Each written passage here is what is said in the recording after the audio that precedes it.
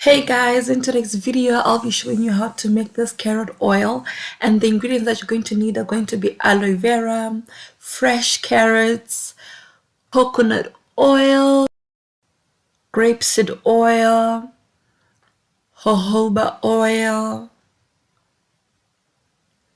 an application bottle, tea tree oil. I mean, everybody uses tea tree for your scalp. You know it's important. Cypress Essential oil, Peppermint Essential oil, Rosemary Essential oil, Vitamin E oil, and Ylang Essential oil.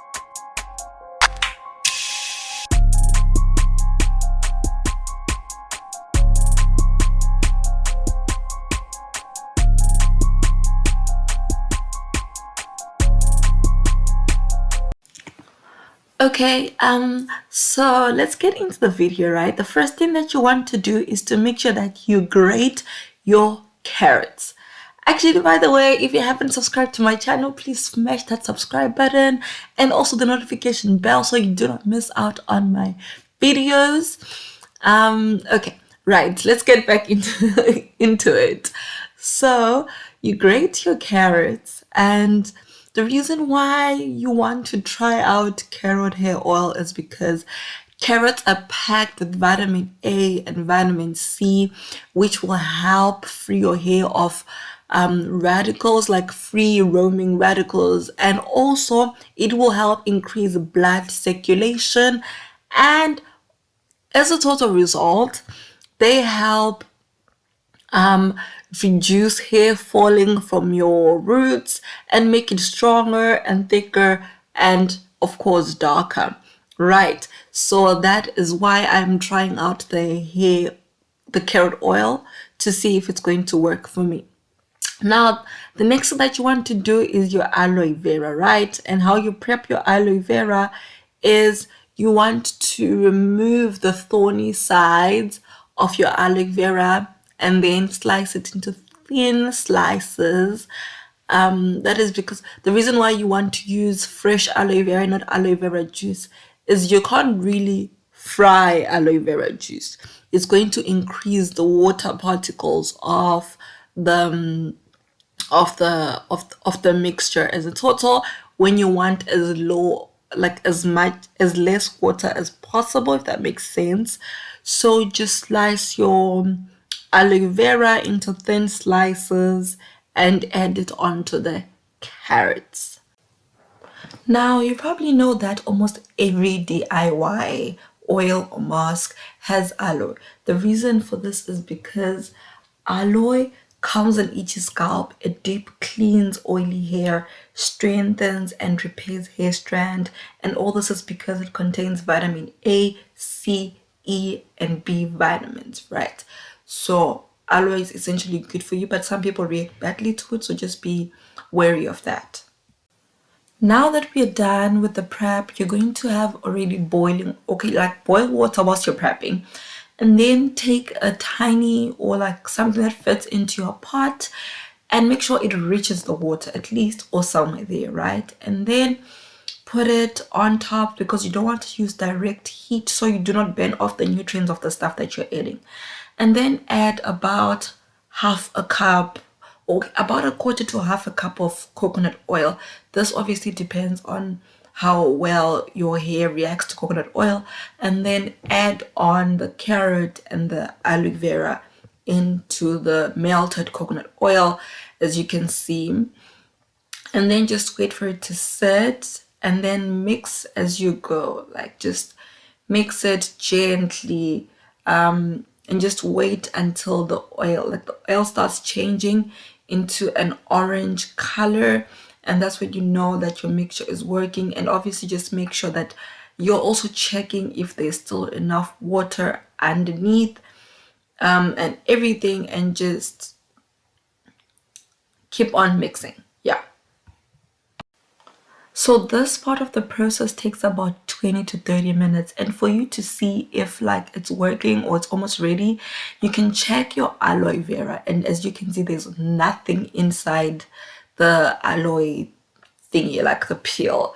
So that's when you know everything has sucked into the oil and has blended in and has mixed in well. But also like the carrot changes colors to like a darker orange thingy.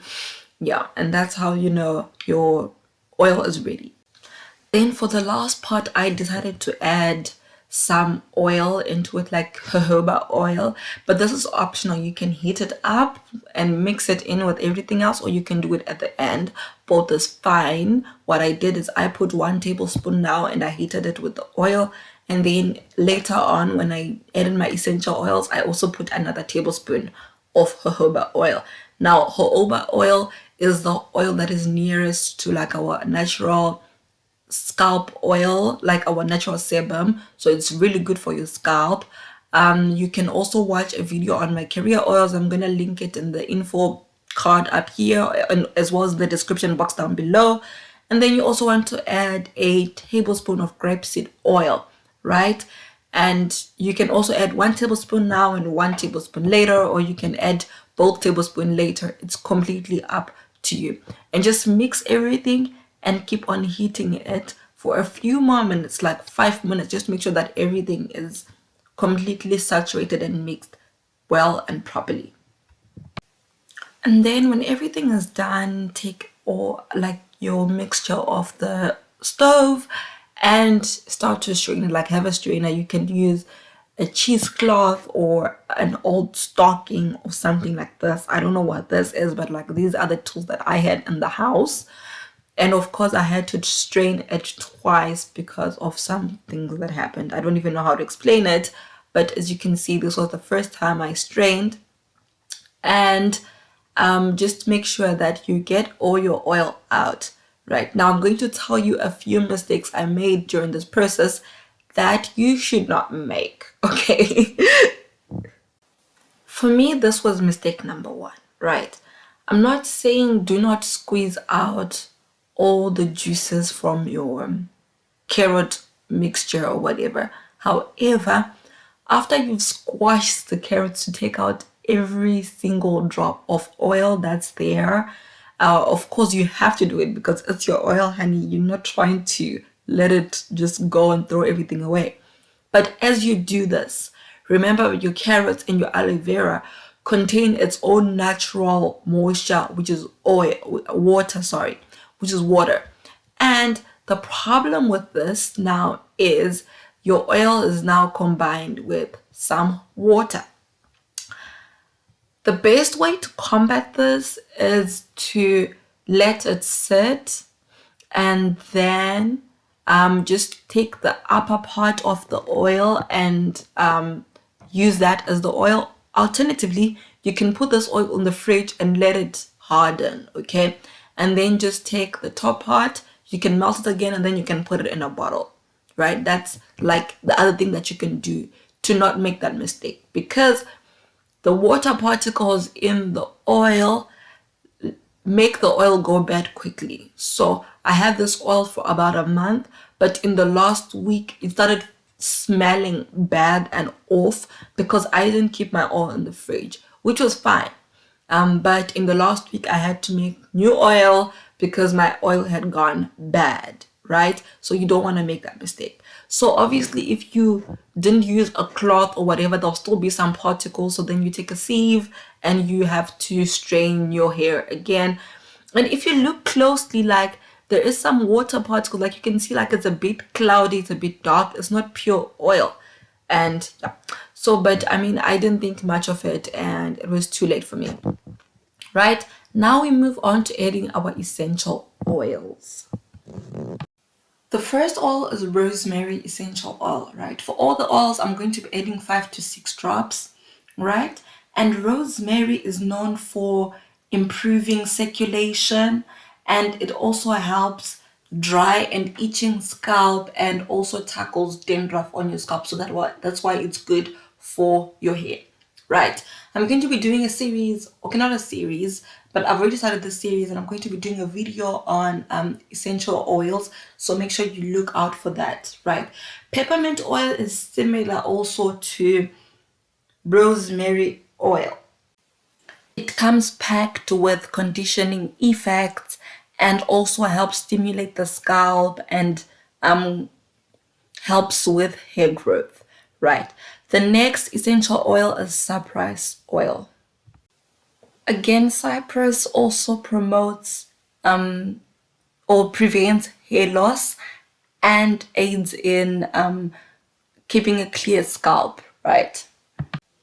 The next oil is Ylang. I don't know if I pronounce it correctly, but it is mostly known for aiding thinning hair, and also, of course, it stimulates hair growth. However, I'm only giving you like a brief explanation of essential oils because I'm going to be doing a detailed video on essential oils, right?